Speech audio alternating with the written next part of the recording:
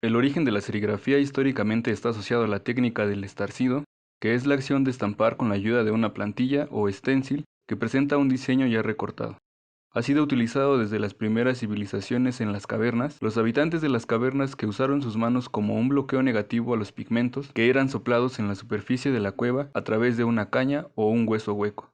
Los nativos de las islas Fiji hicieron algunos de los esténciles más antiguos que se conocen. Los utilizaron para imprimir tejidos. Esto consistía en recortar agujeros en las hojas de plátano y a través de estos aplicaban tintes vegetales sobre cortezas y telas. Los griegos, los egipcios y los romanos usaron esténciles para repetir diseños de naturaleza decorativa. Muchos grupos de todo el mundo desarrollaron simples esténciles para aplicar tintes vegetales a la tela o producir imágenes religiosas en masa para los fieles. Los artistas chinos alcanzaron un nivel de expresión y maestría verdaderamente notable para la creación de esténciles en la dinastía Song, con los que imprimían telas. Los japoneses perfeccionaron el método del estarcido, sustituyendo las plantillas de papel por una malla tejida con cabello humano, y utilizaban cepillos duros que forzaban el paso de la tinta a través de la malla con la que imprimían las telas. La palabra serigrafía viene del vocablo latino sericum y el francés graphi, que derivó en sericigraphy y luego en serigraphy, que finalmente llegó a nuestra lengua como serigrafía. No se sabe cuándo o quién comenzó la práctica de usar tela reestirada sobre un marco, pero las pantallas de seda se utilizaron en Francia en 1870 para la impresión de tela, que sigue siendo un método importante para la fabricación de textiles impresos. Existe otra versión que pone a Anthony Belloniz como el acuñador del término serigrafía, quien lo interpretaba como escribir en seda. Anthony también es conocido como Tony Belloniz y fue el serigrafista más importante de los Estados Unidos de América durante el periodo de las entreguerras, cuyas obras podemos encontrar exhibidas en el Museo Nacional de Arte Americano. Está claro que la serigrafía no fue desde el principio igual a lo que conocemos hoy. Esta ha tenido una evolución constante. Las primeras impresiones en el método más aproximado a lo que conocemos hoy se realizaron en Estados Unidos, mas sin embargo, el sistema fue patentado en la Gran Bretaña por un habitante llamado Samuel Simon. El artista John Pilsworth desarrolló un método para la impresión combinada de colores, cuya técnica fue posteriormente utilizada en la rama de la publicidad gráfica. Fue en Inglaterra donde se crea el primer taller utilizando este método con fines comerciales, la Selecta de Londres.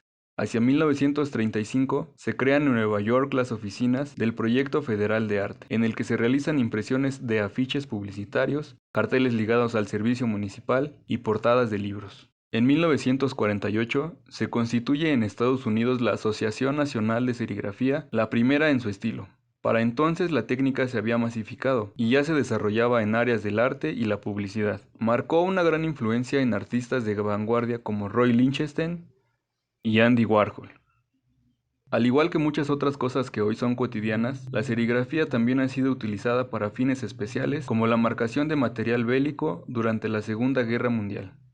En la actualidad, el estilo ha evolucionado logrando una mayor calidad de impresión, alcanzando una gran variedad de aplicaciones como estampado de tejidos, decoración de objetos, impresión calcográfica o rotulación de materiales.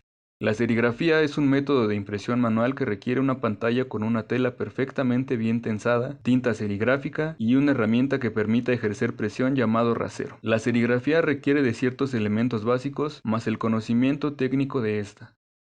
En primer lugar, una pantalla, que es una tela de nylon montada sobre un marco que puede ser de madera, metal o plástico. La malla puede presentar diversos tamaños de apertura, que es la distancia entre cada uno de los hilos que la componen. Estas medidas van desde los 20 hasta los 250 hilos por centímetro cuadrado. Esto es importante a considerar, ya que cada una de ellas permite realizar un trabajo de impresión diferente. El rasero, rasqueta o squish, que es una herramienta manual con un mango de aluminio o madera que lleva insertado un tramo de goma plástica. Esta goma puede ser de distintas durezas y acabados, como lo son el plano, sesgado, biselado, entre otros. El rasero también se puede encontrar en distintas medidas, para trabajos manuales o industriales. Es necesario contar con un cliché que no es más que el diseño que se desea imprimir. Este cliché normalmente es generado por computadora, pero no es exclusivo de esta modalidad, ya que también puede ser generado de manera análoga, con dibujos en tinta negra sobre papeles translúcidos o incluso cualquier material que impida el paso de la luz, como una hoja seca, papel recortado, entre otros materiales. La tinta es una sustancia de consistencia viscosa producida químicamente con aditivos y solventes, la cual lleva pigmentos que le proporcionan un color que será el que le permita ser impresa y visible sobre un soporte. Para este caso, también podemos encontrar una variedad de tintas que pueden ser tintas oleosas, no muy amigables con el medio ambiente, o también las ecológicas de base agua. Existen tintas para cada tipo de soporte como las textiles, tintas para vidrios, tintas para metales, papeles finos, para carteles, para plásticos de distintas densidades y cada densidad puede tener su tinta especial. Finalmente tenemos el soporte y la mesa de impresión. El soporte no es más que el material que será impreso. Como ejemplo tenemos las playeras, los vasos de cristal, termos y cilindros que deben ser de plástico tratado, plumas, gorras, bolsas de mandado, stickers y un sinfín de artículos imprimibles.